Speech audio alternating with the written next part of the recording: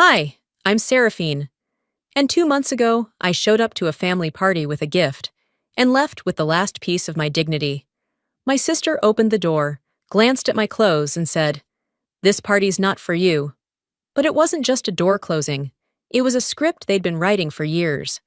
One where I was invisible, uninvited, edited out of photos, inheritance, even memories. How do you fight back when your own family erases you? Politely. Do you burn it all down, or do you mail them the invoice? The air had a particular chill that morning, not because of the weather, but because of what I knew was waiting on the other side of that door. Savannah, in late November, carried a quiet sort of cold, not bitter, just honest. I held a gift bag in my hand, wrapped with gold tissue paper I had ironed the night before. The edges were sharp, the corners folded just right. It was supposed to mean something. I had debated for days whether I should even come. But this was family. At least, that's what I kept telling myself. So I parked across the street, took a long breath, and crossed the familiar driveway. The scent of pine mulch and rosemary hit me like déjà vu. My sister always had a knack for dressing things up for the holidays. When the door finally opened, Callista didn't say hello. She didn't smile. She just looked at me. No, she scanned me. Top to bottom. Her eyes stopped briefly at my scarf, a deep navy wool, probably too plain for the occasion. I caught the flick of her eyebrow before the words came out, sharp and low, like she was reciting a line she had practiced in the mirror. "This party's not for you." That was it. Not, "Hey, glad you made it." Not, "Come in, it's been a while." Just that. I waited, frozen. I half expected a laugh, a backpedal, something. But no one behind her looked up for their drinks. The clinking of glasses and muffled laughter continued as if I didn't exist. She didn't step aside. The door stayed half open, like a gap in a fence just wide enough to see what you're missing. I nodded once. That's all. And for a second, I thought I'd leave the gift right there on the porch, some quiet act of grace. But as I bent down to place it near her feet, something inside me shifted. There was a time, not too long ago, when they forgot to include me in a family photo. "Oh, you weren't around," they said, but I was, just upstairs, folding napkins. I didn't argue then. This time, I picked the gift back up. No, this wasn't for them anymore. I walked down the steps, each one feeling lighter than the last. Behind me, the door clicked shut. Not slammed. Just final. A polite kind of erasure. The leaves crunched under my boots as I made my way back to the car. Gold and brown and rust. They didn't try to stay on the trees either. They let go when it was time. I didn't cry. I didn't speak. I just drove. 10 minutes later, I pulled into the gas station near Habersham. I wasn't out of fuel, just needed a pause. A reset. As I sat there, phone in my lap, I opened Facebook out of habit. That's when I saw it. A friend had tagged me in a photo from the party. The caption read, "Beautiful night with the best people." I wasn't in the shot, no surprise, but it was the comments that froze me. "Great event, Callista. The table settings were amazing. Loved the seating chart. So organized." I tapped on the image, zoomed in. There it was, the seating chart, handwritten in calligraphy. Every cousin, every aunt, every +1, but no Seraphine. They never planned for me to be there, not even on paper. It wasn't an accident, it was the plan. I sat in my car, gift bag still beside me, untouched. The gold tissue paper had started to slump, and I felt something inside me shift again. Not a break, not a crack. More like a door quietly closing behind me. Not theirs. Mine. I didn't go back inside. I didn't even sit down. I opened the closet and pulled the old binder of home repair receipts. But instead of flipping through them, I just stood there, holding it to my chest like it might still have warmth from those years I thought we were building something together. The apartment was quiet. The kind of silence that doesn't soothe you, it echoed. The gift bag from yesterday sat where I'd dropped it, still sealed, still ridiculous in its optimism. I'd spent hours picking out that set of glass ornaments, thinking they'd match Callista's taste. Turns out, nothing I ever touched matched anymore. I poured myself some coffee I didn't really want, and sat by the window, watching condensation streak down the pane.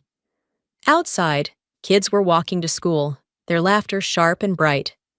Inside, it felt like grief had pulled the air from the room. "There's a kind of grief," I whispered, not even realizing I was talking out loud, "when you're erased from a memory while still being alive." To distract myself, I opened Facebook. A mistake, but a habitual one. The party photos had started to flood in overnight. Callista had already posted a carousel. Perfect lighting, rented lanterns glowing behind everyone's shoulders, soft jazz in the background. It was curated to look effortless. That was always her skill, pretending nothing took effort, least of all kindness. Then I saw it. One photo in particular froze me. A group shot in front of the old house. Our house. The porch had been polished. The same railing I repainted during the hurricane recovery 3 years ago gleamed under the floodlights. Callista stood front and center, of course, arms linked with cousins who hadn't visited Dad in the hospital once. That house wasn't just a venue. It was my inheritance, too. It was my history. They held the party there without telling me. That wasn't just exclusion. It was a statement that I no longer belonged, even to the places I helped save. I felt it in my jaw, in the way I set the phone down too gently, like I might throw it otherwise. My hands trembled, but it wasn't sadness anymore. It was recognition. The buzz of my phone broke the moment. Vera's name flashed across the screen. I answered on the first ring. "Did you see the photos?" she asked, no preamble. "I did." She hesitated, then added, "There wasn't a place card for you, Seraphine. I asked. They didn't just forget. You weren't on the list." I leaned back in my chair, staring at the ceiling. "Of course I wasn't." "And Callista," she continued, her voice lowering, "she told people you probably wouldn't come, that you tend to be unpredictable. I'm sorry, but..." She spun the narrative early. "They didn't just forget me," I said slowly. "They wrote a version of reality where I never existed." Vera didn't say anything. She didn't have to. Silence from an ally was different. It made space, not absence. I hung up and grabbed my coat. The air outside was crisp and dry, carrying that clean kind of chill that makes you feel more awake than you want to be. I walked down to Forsyth Park without a plan, just needing to move. On the bench near the fountain, I sat with my hands folded and stared at the bare trees. Flashbacks came uninvited. Me sanding down the porch steps in shorts and an old t-shirt, sweat dripping into my eyes. Dad handing me lemonade with that crooked smile he saved for when he was proud. And now, those same steps were just a backdrop for someone else's story. Callista hadn't just used the house, she'd staged it like a set. We weren't a family anymore. We were a PR campaign with matching outfits and selective memory. And here I was, the part they cropped out. I stood slowly, my bones aching in a way that had nothing to do with age. As I made my way home, I passed by a bookstore with a chalkboard sign that read, "Tell the story they tried to silence." I stopped, read it twice, then walked on. If they were willing to use the house without telling me, I had to ask, what else had they taken that once belonged to me? The notebook was old, but every date inside still burned like it happened yesterday. I didn't need to read much. I remembered every line, every receipt, every moment I had logged. But still, I sat down with it like it was a novel someone else had written about a life that somehow still belonged to me. That evening, the apartment lights were low, casting long shadows across the room. I had my laptop open on the coffee table. A notification popped up. A new video post from Callista's business page. I clicked it without thinking, without guarding my heart. That was my mistake. There she was, standing on the steps of the house I once called home, framed in soft candlelight and fake humility. A heartfelt thanks to everyone who helped build this beautiful night, she began, voice smooth, media polished. It truly wouldn't have been the same without you. And then the list started. Aunt May for the floral arrangements, Uncle Lou for keeping the energy light, Rebecca, a third cousin's wife, for helping with the drinks. Even her assistant got a shout-out. But not me. Not even a passing mention. Not a blink of acknowledgement. My name was skipped like it had never been part of the vocabulary to begin with. When they thank everyone but you, I murmured to myself, it's not an oversight, it's intention. It hurt more than I expected, and maybe I should have seen it coming. But watching it unfold in front of me, hearing her twist that knife while smiling into a camera, it hit bone. Then came the part that made my stomach tighten. She was wrapping up, speaking softly now, holding a wine glass like it was part of the costume. My father used to say I was the one who held this family together. I sat completely still. That wasn't what he said. That wasn't what happened. 1 year ago, almost to the day, I sat with our father on that porch. He was thin then, breath shallow, skin papery. I held his hand while he whispered through the morphine fog. You were the one who stayed, he told me. When everyone else had a reason to leave, you stayed. Callista wasn't even in town that month. She sent flowers. She posted an old photo captioned, "Forever Daddy's girl." But I was the one holding the basin when he couldn't sit up. I was the one washing his sheets and heating his soup. And now she stood on those same steps, wearing a smile borrowed from empathy, and claimed his final words for herself like they were heirlooms. I paused the video and picked up my phone. Did you watch it? Vera's voice came through before I could speak. I did. She wasn't there when he said it, Seraphine. I was. I remember. She didn't even come back until after the funeral. I nodded, staring at the frozen frame on my screen. She's rewriting the script. History belongs to whoever speaks the loudest, Vera said gently, but that doesn't make it true. I closed my laptop. My hands were steady now. I pulled the spiral-bound notebook from the drawer, the one I hadn't touched since the funeral. Its cover was worn, corners bent, but the inside was clean, deliberate. Receipts taped down, notes in margins, lists of expenses, hospital visits, calls I made, a whole section labeled Home Repairs, 2017. This wasn't about vengeance. It was about accuracy. Callista had assumed silence meant surrender, that my lack of reaction gave her license to rewrite everything in her favor. But I wasn't preparing a fight. I was building a record. Truth doesn't always scream. Sometimes it waits. Patient, documented. And I had documented everything. They wrote a story without me. I was about to hand them the ending they never expected. The letter stayed folded, but the decision did not. By late afternoon, I found myself scrolling through videos again, not because I wanted to revisit the damage, but because something inside me needed confirmation, needed to see with my own eyes what I already felt in my gut. I watched a clip from the party again, one that Callista had posted as a highlight reel.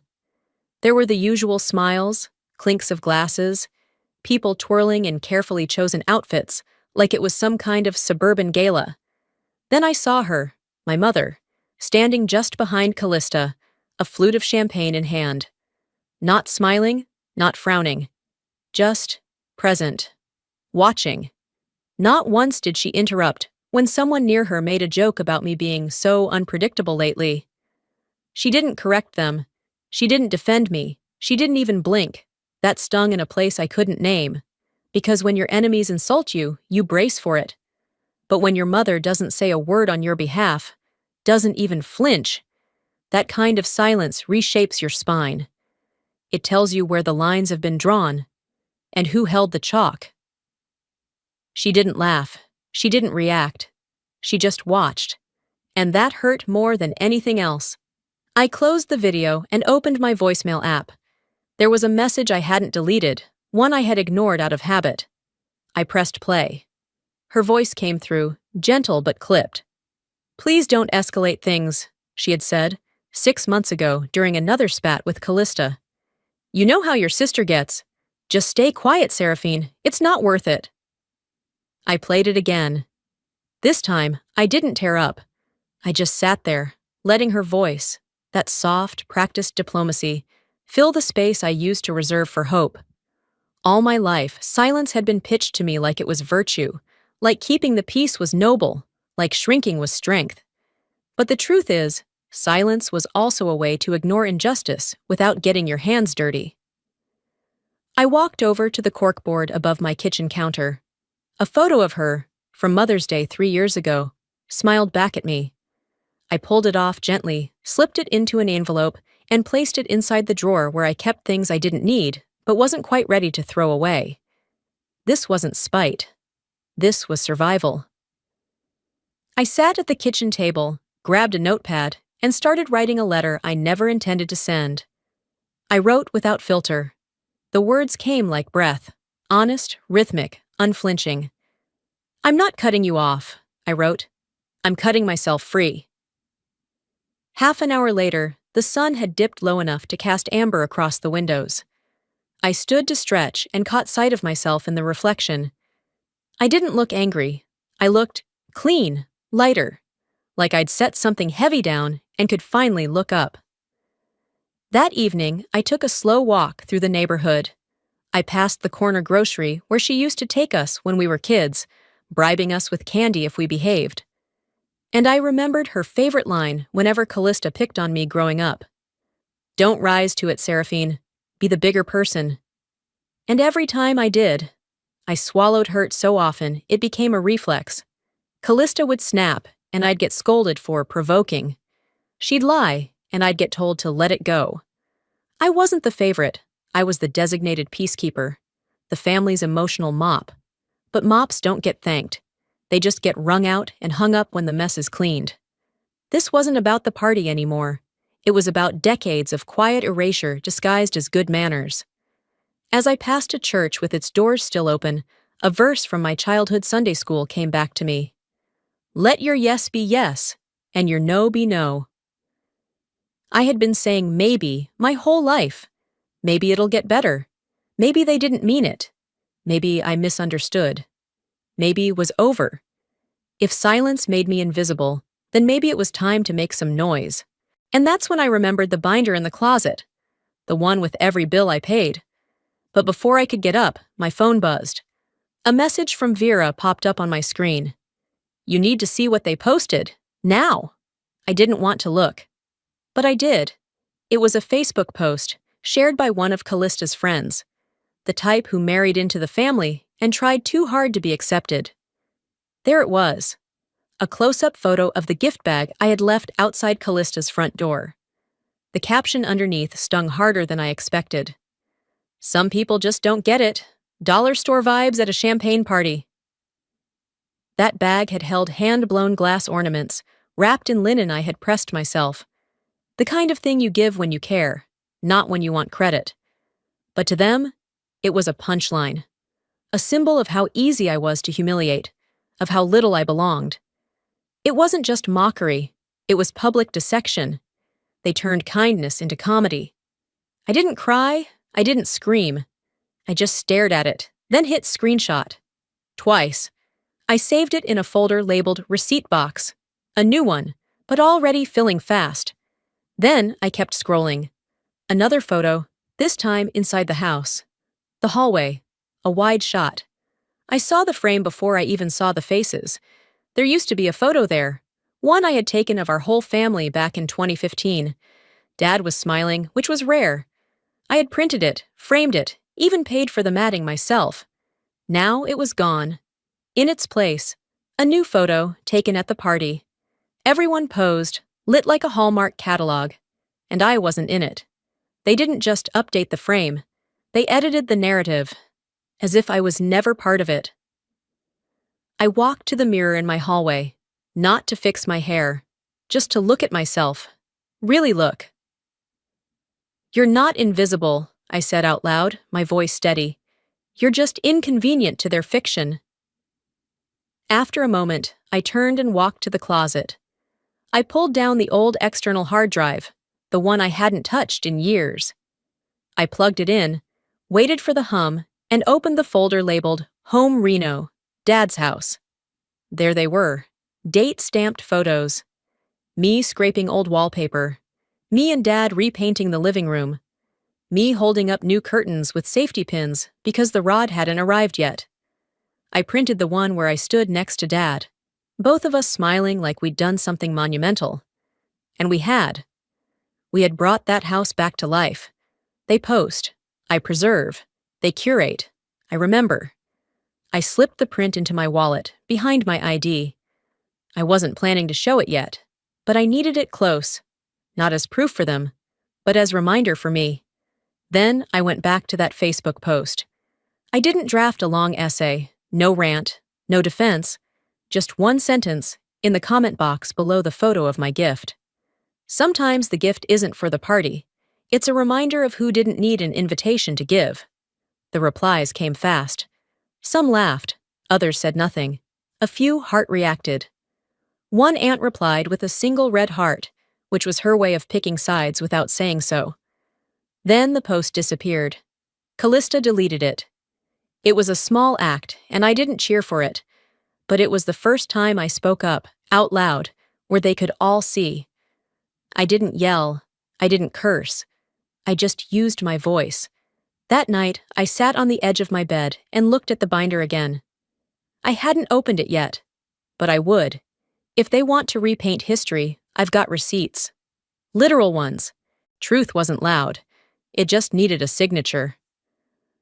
I placed the binder on the kitchen table, still slightly dusty from being wedged between paint cans and tax forms. I had labeled it myself back in 2017, House Repairs in sharp black ink. The cover had yellowed with time, corners curled, but the contents inside? Immaculate, organized, undeniable. I turned page by page, each taped receipt whispering a version of the story they tried to erase. Roof repair, electrical rewiring, porch restoration, all of it under my name. Dated, signed, paid. Some of the receipts bore the same contractor's signature Callista had recently praised online for bringing our family home back to life. I stared at it for a long moment, fingers tightening around the page. I didn't need to scream. I just needed ink on paper and a date stamp. My laptop was still open from the night before. I pulled up my email, typing slow at first, then faster, attaching photos of receipts, scanned contracts, email confirmations. I drafted a message to both my mother and Callista, each line factual, calm, impossible to twist. But I didn't send it. They didn't deserve the explanation. Not yet. But I deserved the clarity. I opened Google Drive, created a new folder titled Truth E for later, and uploaded everything. Every line item, every signed check, every before and after photo they conveniently cropped me out of. I wanted to feel satisfied, but it wasn't satisfaction that sat in my chest. It was precision, clean, focused. That evening, just before sunset, I walked down to a local print shop 2 blocks from my apartment. The air was cold, sharp enough to sting if you breathed too deep. I handed over a USB and asked the clerk to print 5 copies of a specific invoice. The one for the foundation repair I paid for with my savings after Dad's stroke. It was over $6,800. I hadn't told anyone, not even Vera. "Do you want them in envelopes?" the clerk asked. "Yes," I said, "and I'll write the notes myself." I walked home with them in a canvas bag. At the kitchen table, I slipped the papers into 5 manila envelopes. In one, I added a handwritten note. "You don't owe me anything, but you don't get to pretend I owed you either." The next morning, I mailed them. No return address, no fanfare. One to Callista, one to my mother, one to Aunt Clara, the keeper of family gossip, one to the family's estate attorney, and one to myself. Vera came over later that afternoon. She spotted the empty envelope stack and didn't ask. Instead, she sat across from me, quietly sipping tea, her fingers tracing the edges of a coaster I'd made during a DIY phase I never shared with anyone else. "You built that house twice," she finally said. First with your hands, then with your silence. I nodded. There wasn't much else to say. Later that night, I lay in bed staring at the ceiling, not thinking about revenge, or exposure, or even fairness. Just finality. They could delete posts, they could change stories, but they couldn't delete ink. My silence wasn't weakness, it was reconnaissance. I had just finished organizing the last folder in my Truth for Naught, for later drive, when the alert buzzed on my phone. I assumed it was another useless coupon or a weather warning. Instead, it read, "You are no longer a member of the group Family Circle." I stared at it, blinked, read it again. The group had been around for over 6 years, created after our dad's first health scare. We used it to share photos, arrange hospital transport, update people on medications and schedules. I was the one who uploaded every flyer for potlucks, tracked birthdays, posted the casserole chart when Uncle Lou broke his hip. No warning, no explanation, no goodbyes, just deleted. I wasn't just removed from a conversation, I said out loud to the empty room. I was excommunicated in silence. Out of instinct, I opened my screenshots folder. I'd saved posts from that group before, mostly out of habit. One image stopped me cold, a comment under one of Callista's old posts. "She's always so dramatic. Don't feed the fire." There it was, the justification, the excuse, the version of me they'd curated so they wouldn't have to deal with the real one. I didn't know whether to scream or laugh. Instead, I set the phone down and paced the living room once, twice. By the third turn, a new message popped up from Vera. "You need to see this." I opened it. It was a screenshot of a private group chat. Not just the family group. This was the real one. The one behind the curtain. There was Callista, in plain text. "Just let her come. She'll feel out of place and leave. Don't need to tell her no." A second voice chimed in. One of the cousin's wives, I think. "It'll be fun. She'll embarrass herself in that dress again." I sat down slowly, phone still glowing in my hand. So, it hadn't been a moment of pettiness at the door. It was a plan. My humiliation wasn't a side effect. It was the point. They set me up like an amateur villain in a bad high school movie. Except we were adults, grown women with jobs and taxes and children. And this was how they spent their time? I stared at the screen. My hand trembled just once, then stilled. I started to type a reply to Vera. Then I deleted it. I wasn't going to give them what they wanted. Not a meltdown, not a counterattack. If they wanted me to burn, they'd have to do it without my match. Instead, I opened my laptop and created a new folder. They thought I'd stay quiet. Inside, I began dragging screenshots. Every tagged insult, every smirking emoji, every time my name had been twisted into a punchline. I didn't care about their digital whisper network anymore. I cared about the record. Over the next 2 days, I followed their posts quietly. I didn't engage. I just watched, like they once did to me, and I saved everything. One comment caught my eye, from someone I hadn't spoken to in years. "I always wondered why she never showed up to things. Now I know." That sentence stayed with me, not because it hurt, but because it proved something I'd suspected all along. People believe the loudest voice, the one who speaks first, the one who controls the edit. But there's always someone watching who remembers what was real. By the end of the week, my folder had grown. Photos, videos, messages. I wasn't stockpiling for vengeance. I was archiving evidence. Because I knew, sooner or later, someone would ask, "What really happened between you and your family?" And I'd have the answer ready. Not a rant, not a scream, just a file. They tried to humiliate me for showing up. I was about to show them what happens when I do. I had watched them rewrite the story for years. Now I had the pen. It was nearly 10 p.m. on a Saturday night. I had just settled into bed with a cup of tea when my phone buzzed. I reached over, half expecting it to be another promotional email or a late-night text from Vera.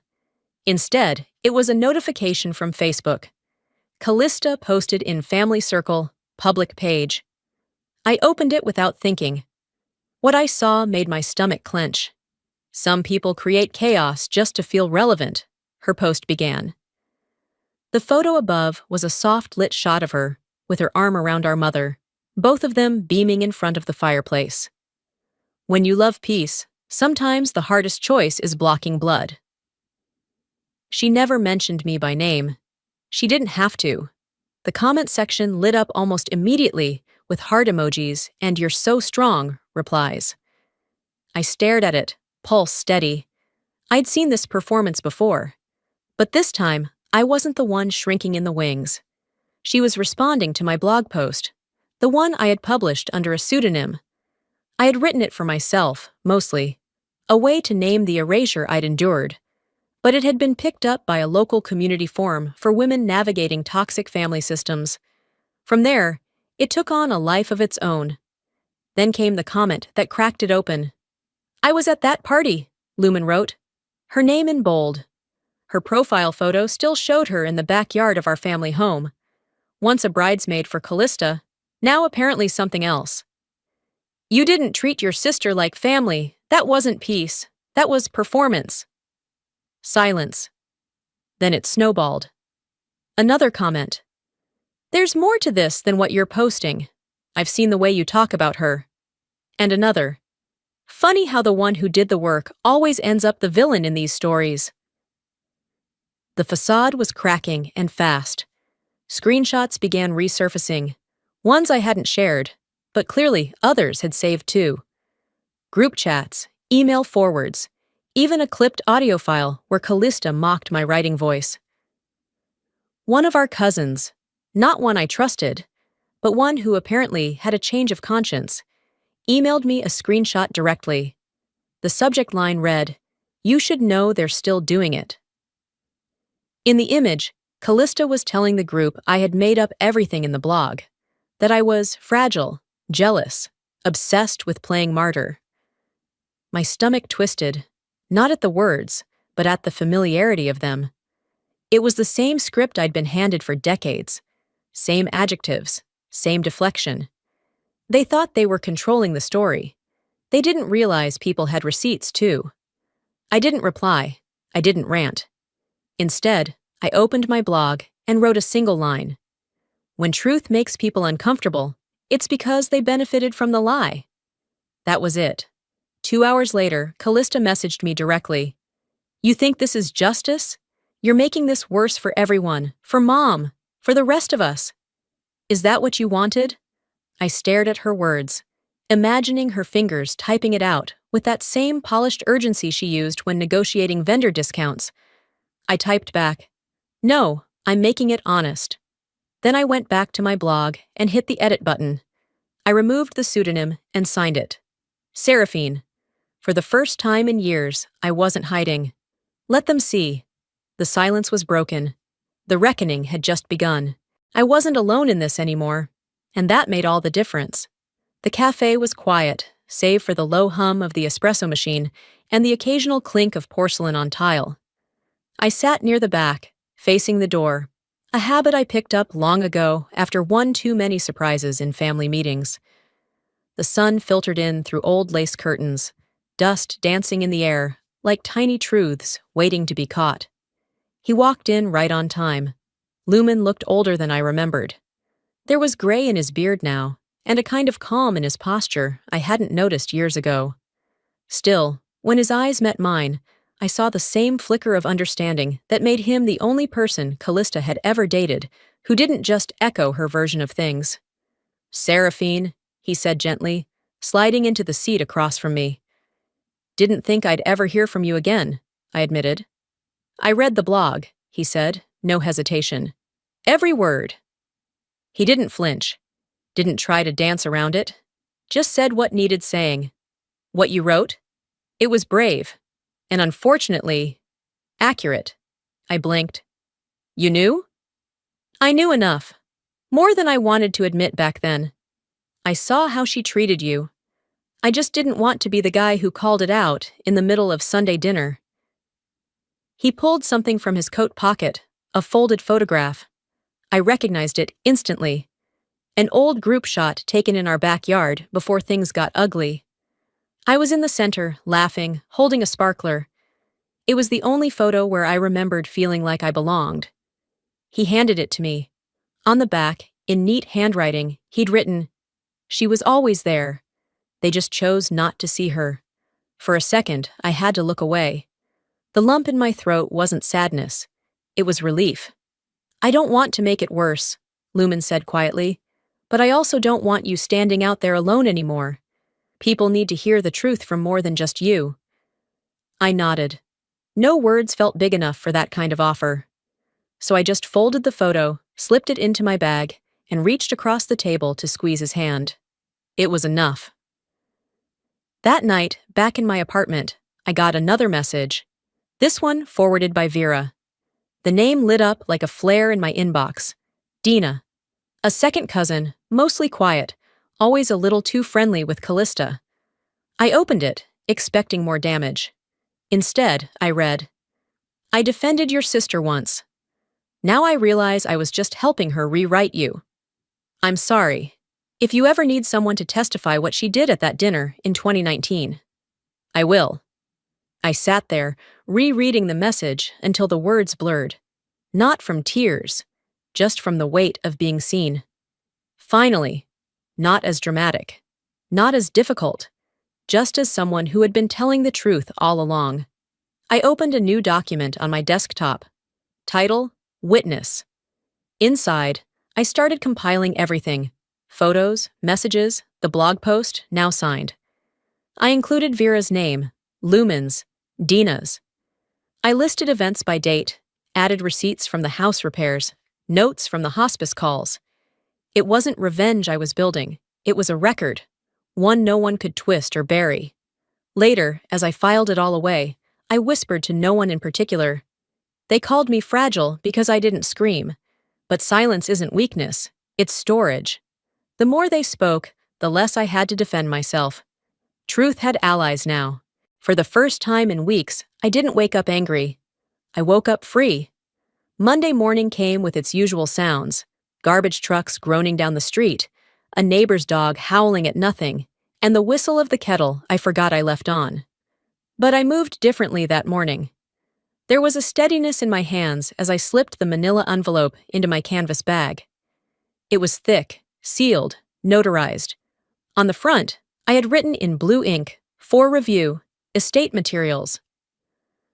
By mid-morning, I stood inside the FedEx store. A wall-mounted television played muted news above a shelf of glossy envelopes. I stepped to the counter and handed the envelope over. "Certified, please," I said. The clerk nodded and printed a label. He didn't ask what was inside. No one ever does when the paper is heavy enough to speak for itself. Inside that envelope was the final document they never saw coming. A legal letter officially relinquishing my share of the family home. But with one clause. Effective immediately, the property would be transferred to a Savannah-based nonprofit that provided housing for single mothers. A place where women, often invisible like I had been, could rebuild. This house was built with my hands and my hurt. Let it now shelter those who know both. By noon, the lawyer had emailed the confirmation. The deed was processing. It was done. I didn't announce it. Didn't draft a caption. I just exhaled. Callista, however, found out quickly, and not through me. By early evening, her lawyer contacted mine, blindsided. The property she had considered her stage was no longer hers to claim. Hours later, Callista went live on Instagram, looking polished but tight-jawed, surrounded by awards from her business. "This isn't fair," she said, voice too composed to be calm. "She's trying to ruin what we've built. This was our legacy, our families." But the comments weren't what she expected. "You mean the house she paid for? Funny how family only matters when there's property involved." And then someone quoted my blog. "Justice doesn't knock. Sometimes it mails you back." The algorithm didn't protect her. The story had legs, and now it had readers. Later that night, as I sat with a cup of black coffee in my kitchen, my phone lit up with a name I hadn't seen in years. Cynthia B., a local reporter. I answered. I'm following up on a tip, she said. About the house. And a hospice bill? The memory hit like wind through an open window. Years earlier, me at my dining table, scribbling a check for Dad's end-of-life care. A check I never spoke of. A bill no one else offered to pay. Callista had told people she had handled everything. I sent Cynthia the scanned invoice. Just one. That was all she needed. Everything I did for that house, and for my father, I told her, was already paid in full. By me. 2 days later, a local radio segment aired. Legacy theft. When families rewrite the ledger. The conversation was about money. But it wasn't really. It was about power. About how easy it is for someone to brand themselves as the hero when the receipts are buried. Sponsors started pulling out from Callista's business. Quietly, of course. Polite emails, silent phone calls. But the damage was visible. One of her old friends, someone she used to vacation with, messaged me privately. She once called you a liability, the message read. Now she's the one hemorrhaging credibility. I didn't reply. There was nothing left to say. They wanted to shame me for showing up. Now they were ashamed I ever left. That morning, I didn't answer the phone. I packed a bag instead. It had been a week since the fallout. Since the signatures were filed, the deed transferred, and the curated life Callista had polished like brass finally began to tarnish under the heat of attention. But none of them had called. Not Mom. Not any of the cousins. The same silence they had weaponized against me was now lingering, and for the first time, I welcomed it. Silence was no longer the thing I feared. It was finally something I chose. I stood in the middle of my small kitchen, a cup of tea cooling on the counter beside me, as I pulled out an old photo box from the drawer. I hadn't opened it in years. Some pictures stuck together from humidity. Others were bent from being shoved too quickly in haste. I flipped through the snapshots slowly, expecting to feel that familiar ache in my chest, but it didn't come. The memories no longer bled. They were just evidence, not of what I'd lost, but of what I had given. Proof that I had been there, that I had shown up, over and over when no one asked, and certainly when no one thanked me. Each photo became a receipt of presence. And this time, I didn't feel small looking at them. Later that afternoon, I took down a cardboard shoebox from the closet shelf. Inside were letters, dozens of them, unsent. Some written during long nights after arguments, others scrawled in the back seat of my car outside of hospitals or weddings or Thanksgiving dinners, where I'd sat through Callista's speeches in silence. One was to Mom, after Dad passed. I opened it, read it aloud. I needed you to say something, I had written. Anything, but you kept quiet, and I kept breaking. Another was to Callista, written the week she claimed the house's restoration as her own legacy. You rewrote everything, but I still remember the splinters under my fingernails. I took a match and burned them in the kitchen sink, one by one. Not out of spite, but as a ceremony, a letting go. I didn't need an apology anymore. I needed peace, and peace didn't require permission. The next morning, I drove to the old neighborhood. I parked across from the house, now painted a soft blue by the nonprofit that had moved in. The trim was white, the yard a little untidy, but kids were laughing on the porch. A woman stepped out with a stroller, waving to someone across the street. I didn't get out. I just sat there, watching. The swing set had been repaired. Someone had planted rosemary in the garden bed I once tilled by hand. That was the point. It was never supposed to be about recognition. It was about repair. I smiled. Back at home, as the sun dipped low and shadows slid across the hardwood, I checked my voicemail out of curiosity. One message, Callista. Hope you're satisfied. You've made your point. Her voice sounded tight, not angry, not emotional, just hollow. I didn't listen to it twice. I didn't even save it.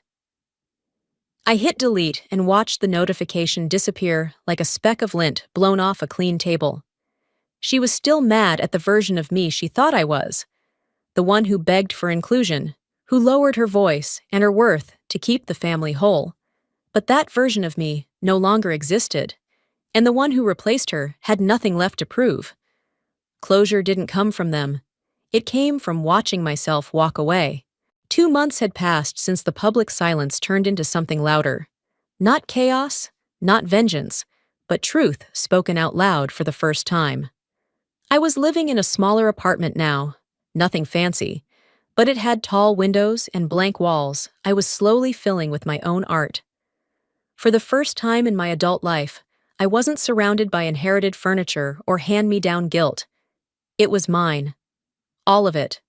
That's when the envelope arrived. It wasn't from family. No recognizable handwriting. Just a clean, cream-colored envelope, no return address. I opened it slowly, half expecting another legal curveball from Callista. Instead, it was an invitation, printed on thick, navy cardstock. "We've been following your story," it read, from the Savannah Women's Collective. "Would you consider speaking at our winter gathering?" I let out a breath I didn't know I'd been holding. They told me the party wasn't for me. But here I was, being asked to lead one. The event took place in a converted warehouse space downtown, with string lights, worn brick walls, and a podium made from reclaimed wood. Nothing about it was glamorous, but everything about it was real. I stood before a room full of women, some older, some younger, all of them with stories worn like armor beneath their coats, survivors of manipulation, of erasure, of smiling through dinners that left bruises no one could see. I didn't name names, I named patterns. "The people who hurt you don't always come with fists," I said, scanning the audience slowly. "Sometimes they show up in matching sweaters and speak fluent passive-aggressive." Laughter, quiet, knowing, rippled through the room. "They'll tell you you're sensitive, dramatic, overthinking it. They'll say you misremembered, that you made it up, and when you stop showing up, they'll say, 'See? She never cared anyway.'" A woman in the front wiped her cheek. I kept going. "You don't have to explain your boundaries. You don't need to justify your distance. Not everyone deserves a seat at your healed table." When I stepped down, they clapped. Not politely, but with that kind of honest rhythm that fills a space. The speech ended up getting posted online. Within days, a feminist publication quoted it under the headline, "Legacy isn't just blood, it's behavior."